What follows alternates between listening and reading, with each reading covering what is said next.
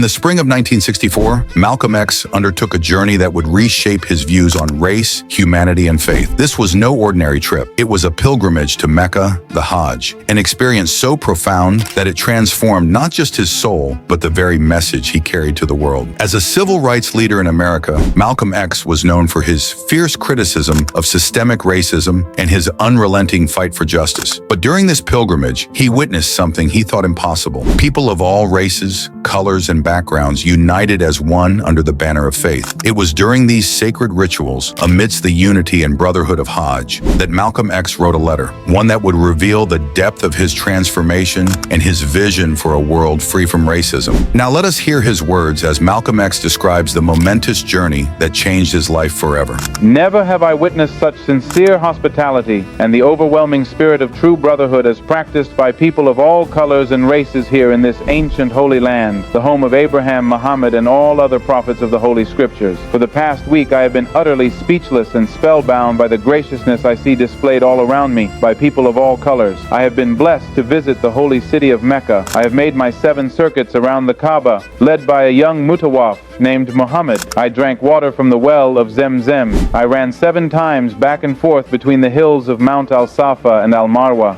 I have prayed in the ancient city of Mina, and I have prayed on Mount Arafat. There were tens of thousands of pilgrims from all over the world. They were of all colors, from blue-eyed blondes to black-skinned Africans. But we were all participating in the same rituals, displaying a spirit of unity and brotherhood that my experiences in America had led me to believe never could exist between the white and non-white. America needs to understand Islam, because this is the one religion that erases from its society the race problem. Throughout my travels in the Muslim world, I have met, talked to, and even eaten with people who in America would have considered white, but the white attitude was removed from their minds by the religion of Islam. I have never before seen sincere and true brotherhood practiced by all colors together, irrespective of their color. You may be shocked by these words coming from me, but on this pilgrimage, what I have seen and experienced has forced me to rearrange much of my thought patterns previously held, and to toss aside some of my previous conclusions. During the past 11 days here in the Muslim world,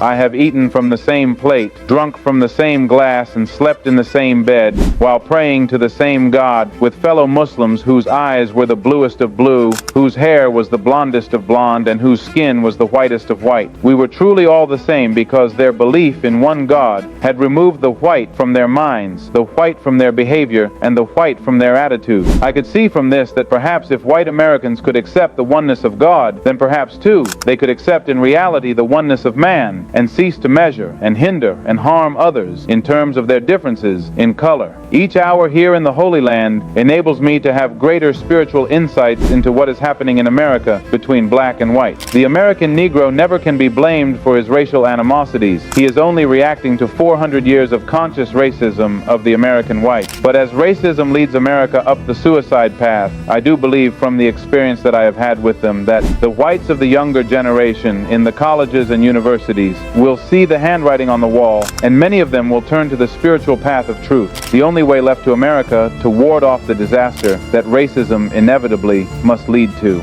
Never have I been so highly honored. Never have I been made to feel more humble and unworthy. Who would believe the blessings that have been heaped upon an American Negro? All praise is due to Allah, the Lord of all the worlds. Malcolm X's pilgrimage to Mecca was not just a spiritual journey, it was a call to humanity. His letter reminds us that unity, understanding, and love are possible when we embrace the oneness of God and the oneness of man. Let his legacy inspire us to build bridges, not barriers, and to strive for a world where all people stand as equals before their Creator.